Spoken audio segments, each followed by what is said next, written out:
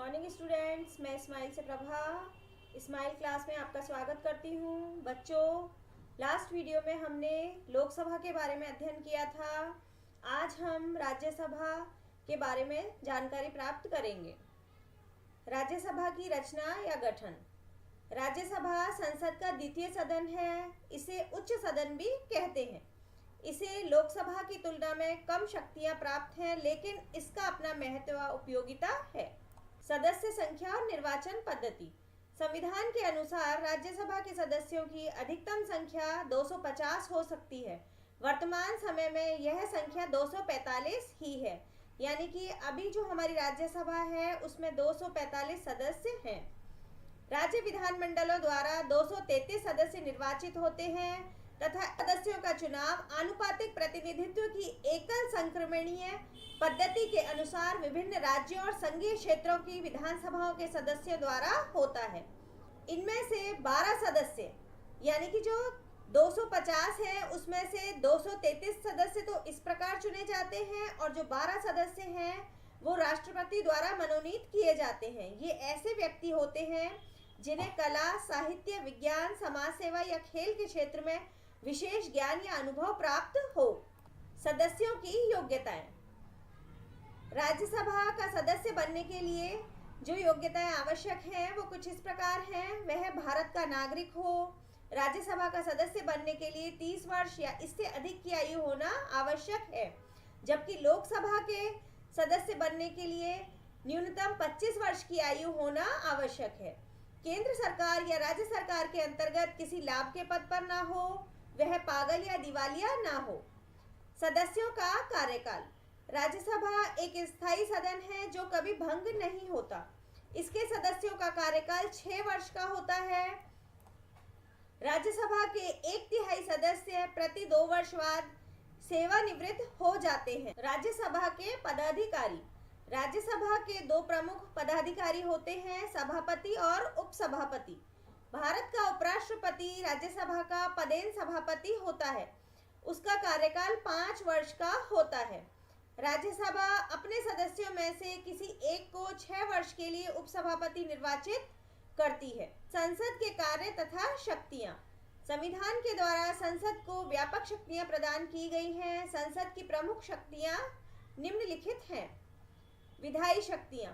संसद का सबसे प्रमुख कार्य राष्ट्रीय हितों को ध्यान में रखते हुए कानूनों का निर्माण करना है। विधायी का मतलब होता है कानून से संबंधित। संसद संघ सूची व संवर्ती सूची में शामिल विषयों पर कानून बनाती है। फिर भी संवर्ती सूची के विषयों पर संसद तथा राज्य विधानमंडल दोनों ही कानून बना सकते हैं। यदि संसद व राज्य विधानमंडल द्वारा बनाए गए कानून में यदि परस्पर विरोध की स्थिति उत्पन्न होती है तो संसद द्वारा बनाया गया कानून ही मान्य होता है। यदि संवर्ती सूची का ऐसा कोई विषय जिस पर राज्य ने और संसद ने दोनों ने कानून बनाया है और उस पर किसी तरह का विरोधाभास की स्थिति उत्पन्न हो रही है तो जो कानून संसद ने बनाया है वही कानून मान्य होगा। संसद द्वारा अवशिष्ट विषयों पर भी कानून बनाया जा सकता है। संविधान में संशोधन की शक्ति। संसद को संविधान में संशोधन करने की शक्ति प्राप्त है। संविधान में संशोधन का प्रस्ताव संसद में ही प्रस्तावित किया जाता है। संसद के दोनों सदनों द्वारा संविधान संशोधन का कार्य किया जाता है। संशोधन कार्य अकेली संसद द्वारा सामान्य बहुमत से या पृथक पृथक दोनों सदनों के 2/3 बहुमत से संशोधन प्रस्ताव पारित किया जाता है।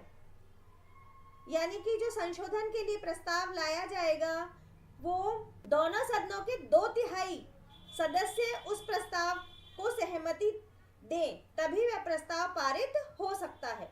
केवल कुछ व्यवस्थाओं के लिए आधे राज्यों के विधानमंडलों की स्वीकृति जरूरी है।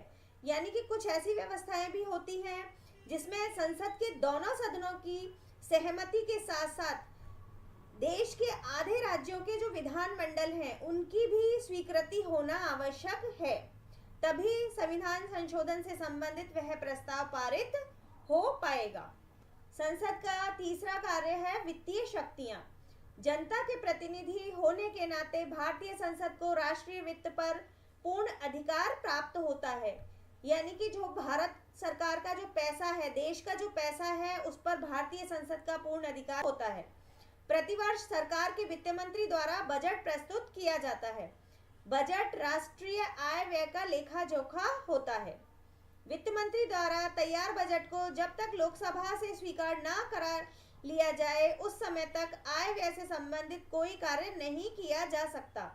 यानी कि जो बजट तैयार हुआ है, उसके लिए लोकसभा से स्वीकृति लेना जरूरी है, तभी उससे संबंधित कोई भी कार्य किया जा सकेगा। और यदि लोकसभा उस संबंध में स्वीकृति नहीं देती तो वह कार्य नहीं हो सकता। प्रशासनिक शक्तियां। भारतीय संविधान के द्वारा संसदात्मक व्यवस्था की स्थापना की गई है। अतः संविधान के अनुसार संघीय कार्यपालिका अर्थात मंत्रिमंडल संसद के प्रति, संसद यानी कि व्यवहार में लोकसभा के प्रति उत्तरदायी होता है। मंत्रिमंडल केवल उसी समय तक अपने पद पर रहता है जब तक कि उसे लोकसभा का विश्वास प्राप्त हो। यदि लोकसभा का विश्वास मंत्रिमंडल पर अर्थात कार्यपालिका पर है, तभी मंत्रिमंडल कार्य कर सकेगा, अन्यथा कार्य नहीं कर सकेगा। संसद इस प्रकार अनेक तरीकों से कार्यपालिका पर नियंत्रण रख सकती है।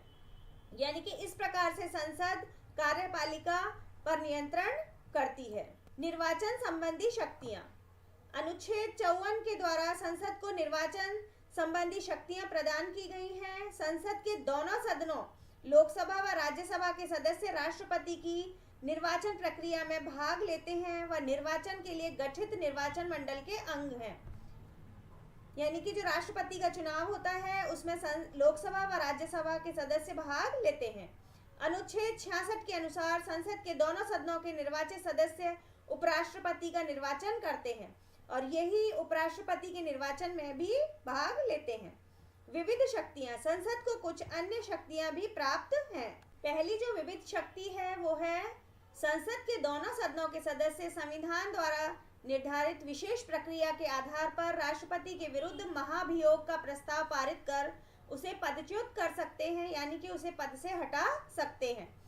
पर उसके लिए संसद के दोनों सदनों को राष्ट्रपति के विरुद्ध महाभियोग का प्रस्ताव पारित करना होगा। इसी प्रकार ये दोनों सदन सर्वोच्च या उच्च न्यायालय के किसी न्यायाधीश को अक्षमता व दुराचरण के आधार पर पद से हटाने का प्रस्ताव भी पारित कर सकते हैं, परंतु इस प्रकार का प्रस्ताव प्रत्येक सदन में 2/3 बहुमत द्वारा पारित होना चाहिए। इसी प्रकार संसद द्वारा उपराष्ट्रपति को हटाने के लिए भी प्रस्ताव लाया जा सकता है। उपराष्ट्रपति को हटाने के लिए राज्यसभा द्वारा पारित प्रस्ताव लोकसभा द्वारा अनुमोदित होना चाहिए, यानी कि लोकसभा की भी उसमें स्वीकृति होनी चाहिए। यदि राष्ट्रपति द्वारा संकट काल घोषित किया जाता है तो इस घोषणा की प्रभाविकता के लिए घोषणा के 1 महीने के अंदर संसद के दोनों सदनों द्वारा अनुमोदन करना आवश्यक है। यानी कि संसद के दोनों सदन ये स्वीकार करें कि राष्ट्रपति द्वारा जो संकट काल घोषित किया गया है वह सही है। राष्ट्रपति शासन राष्ट्रपति द्वारा लगाया जाता है और राष्ट्रपति संसद का एक भाग या अंग होता है। जिस राज्य में राष्ट्रपति शासन लगाया जाता है वहां की बागडोर राष्ट्रपति शासन के दौरान राष्ट्रपति संभालते हैं। राष्ट्रपति शासन एक बार में 6 माह के लिए लागू होता है। यदि इसके बाद भी इसे बढ़ाने की आवश्यकता हो तो यह 6 माह के लिए और बढ़ाया जा सकता है, परंतु इसके लिए संसद के दोनों सदनों की स्वीकृति आवश्यक होती है। इस प्रकार बच्चों, आज के इस वीडियो में हमने राज्यसभा के गठन आदि के बारे में समझा। इसके साथ साथ संसद के कार्यों और शक्तियों के बारे में भी जानकारी प्राप्त की। आप इस वीडियो को देखें, समझें और अपने अनुभव मुझे बताएं। Thank you.